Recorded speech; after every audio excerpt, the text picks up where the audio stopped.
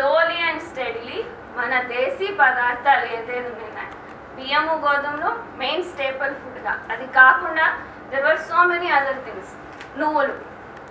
నువ్వులు తింటే ఏమి చిన్న అమ్మాయికి తొందరగా పీరియడ్స్ వస్తుంది అనే కాన్సెప్ట్.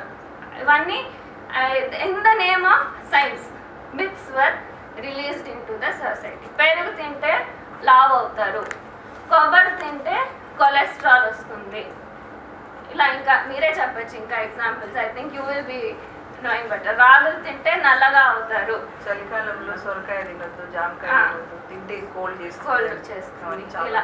సో ఇలాంటి చాలా scientific myths were created which are not at all true, but అందరూ నమ్ముకొని అలాంటి మంచి పదార్థాలు, శనక్కాయల నూనెలో అఫ్లోటాక్సిన్ ఉంది, అది వాడకండి.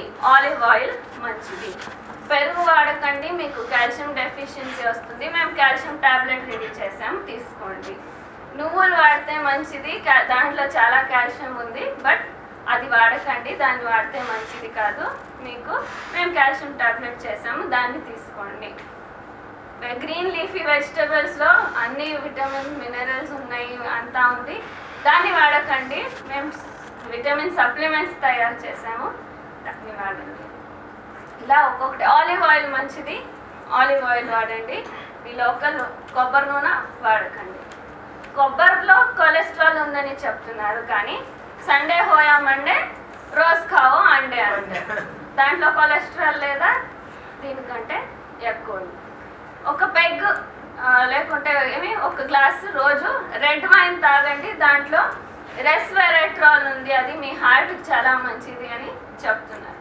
కానీ శనక్కాయ విత్తనాల్లో ఒక గ్లాస్ రెడ్ వైన్లో ఎంత ఉందో దాన్ని 20 times అమౌంట్ ఆఫ్ రెస్వెరాట్రాల్ ఉంది, కానీ ఎవరు దాన్ని తినమని ఎవరు చెప్పట్లేదు. శనక్కాయ విత్తనాలు పింక్, పల్లీలో పింక్ లేయర్ ఉంటుంది పొట్టు, దాని అందరూ ఉప్పు అని తీసేసి తింటున్నాం. దాంట్లో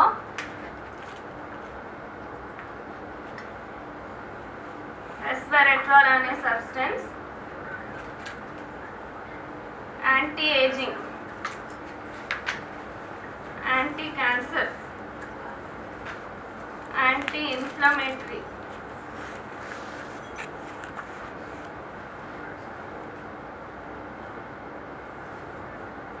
అన్నీ ఈ యాంటీ ఏమేమి ఉండాలి మంచి పదార్థాలు అన్నీ దాంట్లో ఆ గుణం దాంట్లో ఉంది.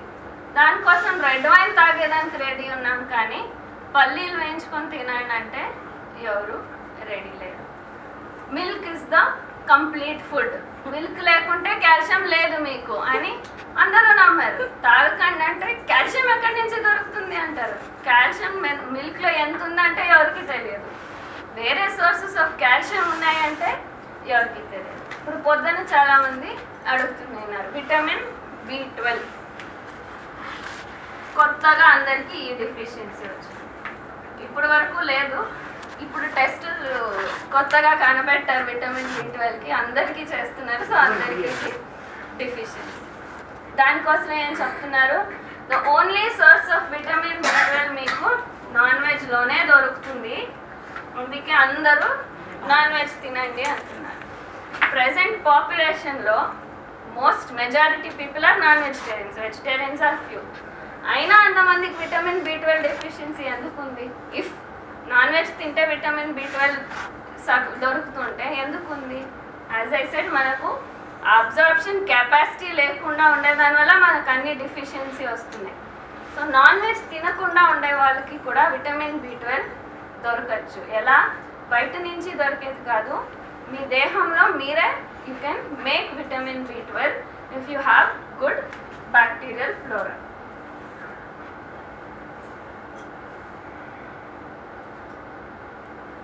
సో మీ ఇంటెస్టైన్లో ఉండే ఫ్లోరా, ఆ ప్రోబయోటిక్స్ బాగుంటే మీ దేహంలోనే మీకు అవసరం ఉండేంత విటమిన్ B12 వస్తుంది. If non veg was the only source, ఇన్ని సంవత్సరాల నుంచి అన్ని how are all the vegetarians alive if they didn't have vitamin B12 at all? It is produced inside your body itself by bacteria in the intestine. So దాన్ని ఎలా కరెక్ట్గా maintain చేసుకోవాలి అనేది important question. So దానికి ఏం చేయాలి? మేము అందరికీ రాత్రి జావా ఇచ్చాము, చాలా మంది ఎందుకు ఇస్తున్నారు ఇది ఇంత సేఫ్లో అని అనుకుంటున్నారు. జావా అంటే ఏమి, దాంట్లో కొంచెము ఫర్మెంటేషన్ ప్రాసెస్ జరిగి ఉంటుంది.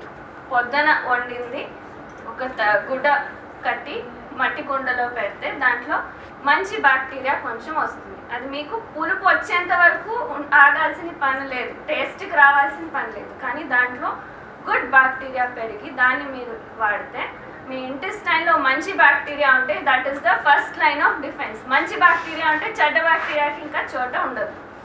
పెరుగు, మజ్జిగ, దాంట్లో లాక్టోబాసిల్లే ఉన్నాయి. అవి కూడా మన ఇంటెస్టైన్కి సింబయోటిక్ రిలేషన్ ఉంటుంది. They will protect the gut.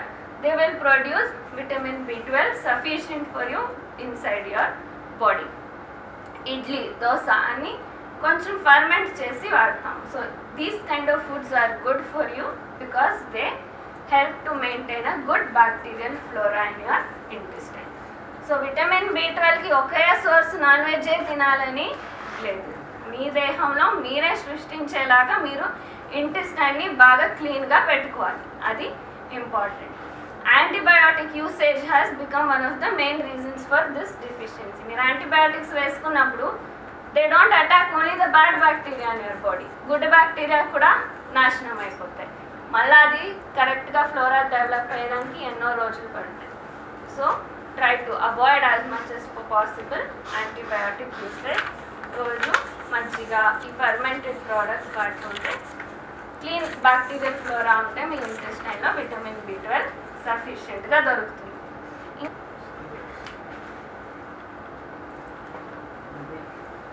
Vitamin Dకి source ఏంటి? సన్లైట్. సో మొన్న కూడా నేను అదే అంటున్నాను, దుబాయ్, అబుదాబీకి వెళ్ళినప్పుడు అక్కడ కూడా అందరూ మాకు విటమిన్ D డెఫిషియన్సీ అంటున్నారు.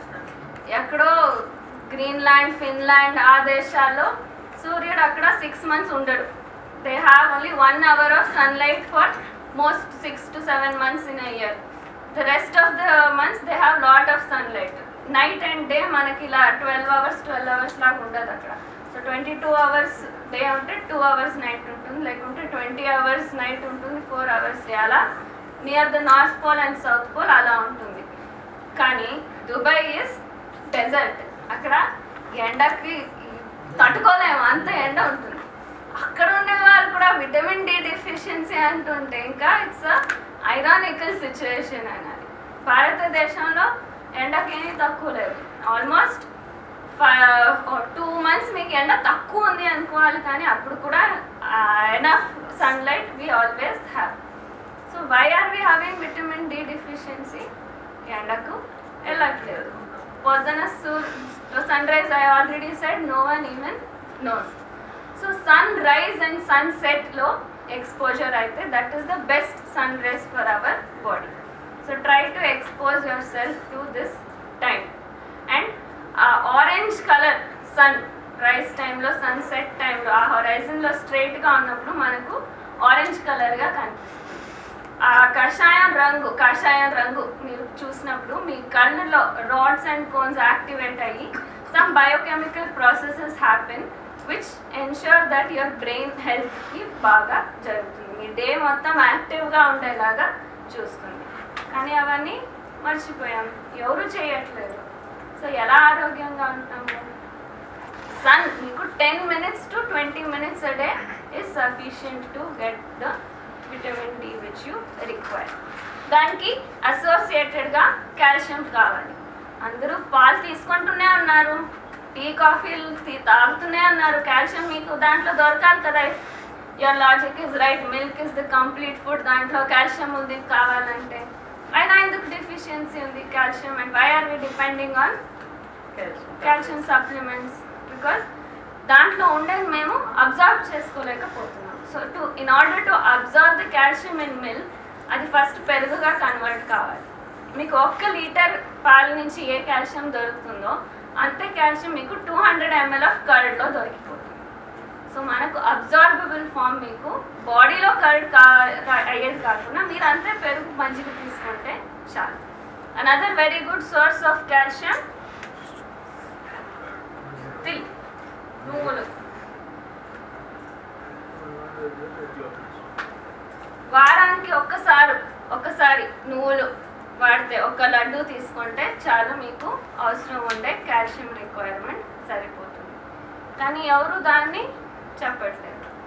ఇండస్ట్రియల్ మిల్క్ ప్రొడక్షన్ అంత ఉందని మిల్క్ వాడండి అని రోజు అందరూ చెప్తున్నారు, కానీ నువ్వులు వాడండి అని ఎవరు చెప్పరు. మన డ్రై ల్యాండ్ ఫార్మర్స్ ఏది పెంచగలుగుతారో దాన్ని ఎవరు వాడరు. ఓకే, లడ్డులో తాటి బెల్లం వాడాలంటారా లేకపోతే ఆర్గానిక్ బెల్లం కూడా వాడచ్చా? తాటి బెల్లం వాడాలి. ఆర్గానిక్ బెల్లం వాడకూడదు. జాగిరి గురించి ఇంకో క్లాస్ మాట్లాడతాం. నువ్వుల పాలు అయితే వారానికి 2 సార్లు చాలా అవసరం లేదు అందరికి. చిన్నపిల్లలకి నువ్వులు పాలు ఇవ్వండి, నువ్వులు అలాగే తీసుకున్నా చాలు. లడ్డూగా తీసుకుంటే it is a likable form, అందరికి ఇష్టమయ్యేలాంటి ఫార్మ్ నువ్వుల లడ్డు.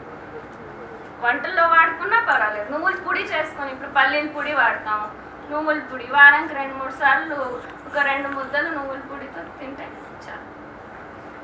సో ఏమంటున్నానంటే, because of these scientific myths which have been created in the name of science, we have forgotten to use మంచి పదార్థాలన్నీ వదిలిపెట్టి ఈ ఇండస్ట్రియల్ ప్రొడక్షన్ ఏది ఉందో వాళ్ళు ఏం రెడీ చేసి అమ్ముతున్నారో దాన్నే వాడేలాగా మనల్ని తయారు చేస్తారు. అవే మంచివి అని మేము నమ్ముతున్నాం. ఆలివ్ ఆయిల్ ఎక్కడో పండిస్తారు, ఎంత ఒక ఇంత